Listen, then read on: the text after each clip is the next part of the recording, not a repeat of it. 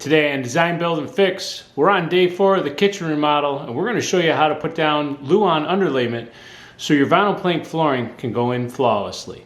Alright, in previous videos we showed you how to take out the dishwasher, the garbage disposal, how to put some new shutoff valves on, and we also showed you how to rip out some ceramic tile. So if you didn't see those videos, I'll place the link at the end of this video. So let's show you how to put that Luan down.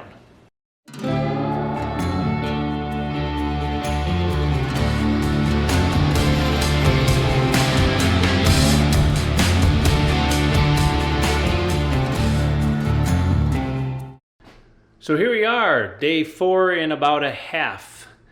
Day 3 for me was nothing. The painter showed up and did what they needed to do. I got about 2.5 days invested in demolition of stuff. Another half day working around finishing up ripping up the linoleum and the Luan, tightening up the shutoff valves, and so on. So really this is about day 4.5. Hopefully going to put another half day here because it's a little bit later in the afternoon, and get the floor finished, cleaned up, get the hallway cleaned up from where the tile was, put down some Luan, and then hopefully we'll get a start on the upper cabinets here first thing in the morning. So in order to have a successful vinyl plank flooring system put down, which actually floats, your subfloor has to be in pretty good shape. Now this subfloor is not in bad shape, but we're going to go over it with Luan just to make sure it's perfectly smooth. But before we can put the Luan down, we have to go through on our hands and knees and make sure every staple that was put down to hold the previous Luan floor down has either been pulled out, pounded down until it's perfectly flat, and then make sure we go through with a shop vac and suck up all the debris, because once you put the Luan down and that vinyl plank flooring down, if you have any grit or dirt between the Luan and the subfloor, or if there's a staple that's still sticking up, it's going to cause a little bit of bow, and it's going to transfer into the vinyl plank flooring that's going to be going down. So the success in a vinyl plank flooring is more about not putting the vinyl plank down, but it's about the preparation that goes before it.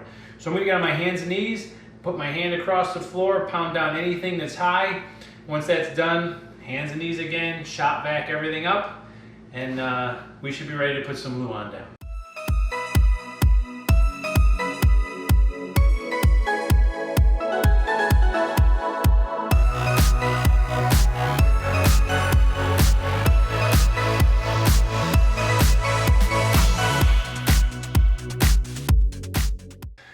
So the key to your success in putting down a new Luan floor in a little bit older house is first realize that the house is probably not going to be square, and the longest walls is probably not going to be perfectly straight. So with that being said, what I like to do is put down 2 full sheets starting in the far corner along the longest wall and see how straight it actually is, because I've taken my seam and made sure that it's perfectly tight together. I realize that down in that corner over there it's touching, and in this corner it's out a little bit. And then in this corner it's tight, and over here on the edge at this corner or end of the plywood, it's out about 1/4 inch. Now that's going to be perfectly fine because this is the L-shaped cabinets, so you're not going to see it at all. And even if you weren't going to see it because there was cabinets not there, you're going to have molding that's going to go over it anyways.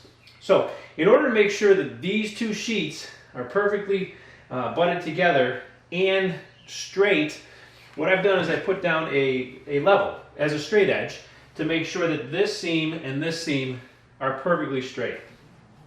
Once I know exactly where I want it to be, I have to put it down with a narrow crown stapler. Don't try and hand nail these things in. Do yourself a favor, go and rent one if you don't have one. It'll save you a ton of time because these nails have to go in every 6 inches. All right, 6 inches this way, 6 inches this way. So you're putting a ton of nails in. It's so much faster with a pneumatic nailer. All right, so I've placed a link in the description below for you to have the ability to purchase one if you don't actually have one. Now, the Porter cable that I linked is actually the newer version of the one that you saw in the video.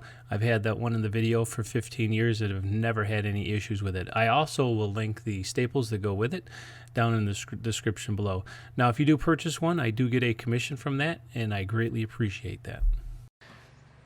Now, when you look at your old subfloor, you're going to realize and see that there are lines and nails that you can see that are put in. You're going to want to make sure at least some of those nails hit those joists, so it actually goes through the 3/4 inch plywood and into the joist that's below.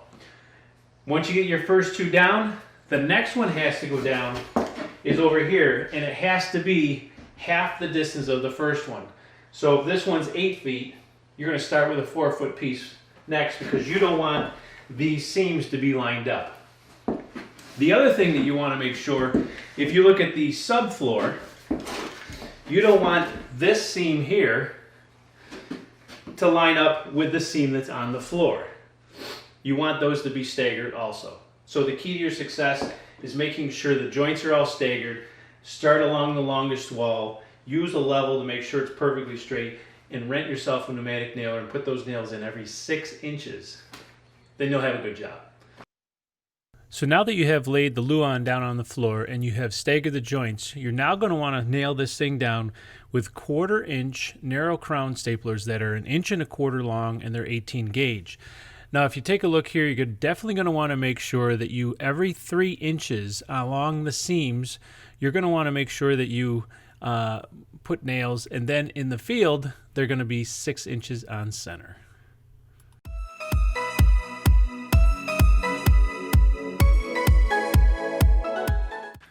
All right, so here's a quick trade tip. Let's say, for example, you're cutting a piece of Luan, piece of drywall, where it doesn't have to be exactly perfect. It's not going to be a piece of fine furniture. This is Luan. It's going to go down for a subfloor. So it doesn't have to be exact, because the cut's actually going to be covered by a piece of trim molding. So let's say, for example, I want to cut a corner out of this that's 5 by 12. So instead of marking it at 5 and then putting a straight edge on it and drawing it out and then measure it 12 and put a straight edge on it, here's a quick way of doing it. Grab your tape measure, put this edge of your finger on the 5, because that's what we want, 5 inches. Put your thumb at the 5, then take your pencil, put your thumb on top and your finger here on the end, and then let this part of your finger ride on this edge. Here's how it looks. You take it like this, put the pencil here, and run it out. As long as you keep your finger on this edge, it's going to be perfectly straight for however long you want it to be. So now we want it to be 12 inches from here. And I'm going to draw it. So you should be forewarned that whenever you get into a construction job or a remodel, you're going to run into issues. Those issues, 95% of the time, is caused by somebody else's craftsmanship. Let me show you what we have. So this area here is right by the front door where we pulled out the tile. And as soon as I pulled out the tile, you can see that we had this, which is rotted plywood. 100% from a poorly installed front door. Now this front door was installed about 15 years ago. And what they did is, instead of on the bottom underside of the door, they installed, instead of using caulk, they used construction adhesive. Now the caulk underneath the sill, which is this spot right here, you're supposed to put underneath, down in here, you're supposed to put caulk, a lot of caulk, that prevents the water from running inside. They chose to use construction adhesive, which is, this is what I found, construction adhesive. Now the other thing that they did is this area right here, on the inside of the house, they caulked it. And on the inside of the house, you don't want to caulk this spot, because if the front door is leaking, the water can't get out, so the homeowner has no idea that the front door is leaking, and it stays under there. And what that did, it caused all the plywood and some of the rafters to rot out. So what we're gonna have to do to fix this is I took my circular saw, made some lines, cut it out, pried it out. We're gonna slide some new plywood underneath, put some caulk on that plywood, and make sure it doesn't rest on the outside portion of it here. Make sure it all goes to the underside the best we can do. All right, so you can see that the Luan has been completely installed. Let's take a look at how it goes together at the seams. We have a seam here and another one here. You can see that they're offset. We have nails about every 3 inches or so. In the field, they're going to be about every 6. Coming down here, we have another seam. You can see how it's staggered. And the big thing you want to make sure that you do in the main walking area is make sure that the seams are staggered and it's well nailed so you don't get any squeaking. So areas like this in the closet, not so much as important as the main walking areas. You can see that we have a small scab piece over here. We have a small scab piece there, another small scab piece there, and we have a seam that's pretty big. Not a big deal because the vinyl plank flooring is going to cover it, and it's really not a part of the floor that people walk on. All right, well, thanks for watching another Design, Build, and Fix video. If you like the content, make sure you click the subscribe button and the notification bell. All right, we'll see you on other episodes.